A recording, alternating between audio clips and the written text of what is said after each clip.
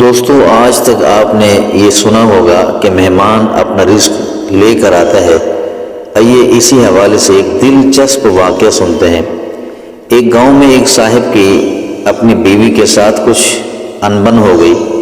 ابھی جھگڑا ختم نہیں ہوا تھا کہ اسی اثناء میں ان کا مہمان آ گیا۔ خاوند نے اسے بیٹھک میں بٹھایا اور بیوی سے کہا کہ فلاں رشتہ دار مہمان آیا ہے، اس کے لیے کھانا بناؤ۔ وہ غصے میں تھی، کہنے لگی تمہارے لیے کھانا ہے نہ تمہارے مہمان کے لیے۔ وہ بڑا پریشان ہوا کہ لڑائی تو ہماری اپنی ہے، اگر رشتہ دار کو پتہ چل گیا تو خام خواہ کی باتیں ہوں گی، لہٰذا خاموشی سے آ کر مہمان کے پاس بیٹھ گیا۔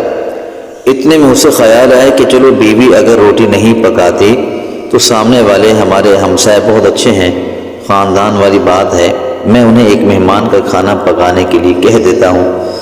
چنانچہ وہ ان کے پاس گیا اور کہنے لگا کہ میری بیوی کی طبیعت خراب ہے، لہٰذا آپ ہمارے مہمان کے لیے کھانا بنا دیجئے۔ انہوں نے کہا بہت اچھا، جتنے آدمیوں کا کہیں کھانا بنا دیتے ہیں۔ وہ مطمئن ہو کر مہمان کے پاس آ کر بیٹھ گیا کہ مہمان کو کم از کم کھانا تو مل جائے گا، جس سے عزت بھی بچ جائے گی۔ تھوڑی دیر کے بعد مہمان نے کہا ذرا ٹھنڈا پانی تو لا دیجئے۔ وہ اٹھا کہ گھڑے کا ٹھنڈا پانی لاتا ہوں۔ اندر گیا تو دیکھا کہ بیوی صاحبہ تو زاروں قطار رو رہی ہیں۔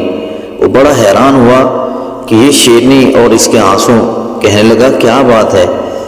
اس نے پہلے سے بھی زیادہ رونا شروع کر دیا، کہنے لگی بس مجھے معاف کر دیں۔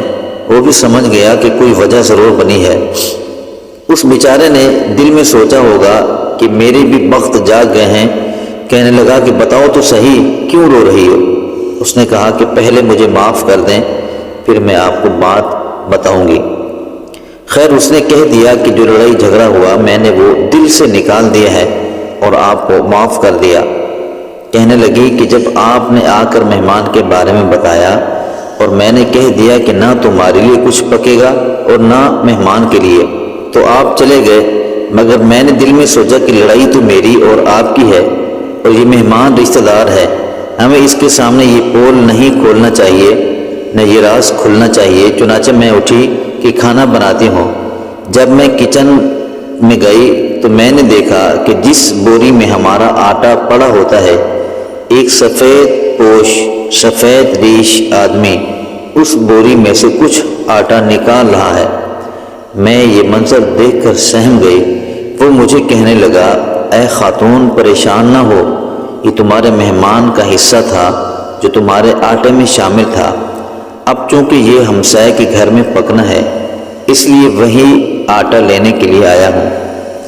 تو دوستو پتہ چلا مہمان بعد میں آتا ہے، اللہ تعالیٰ اس کا رزق پہلے بھیج دیتا ہے۔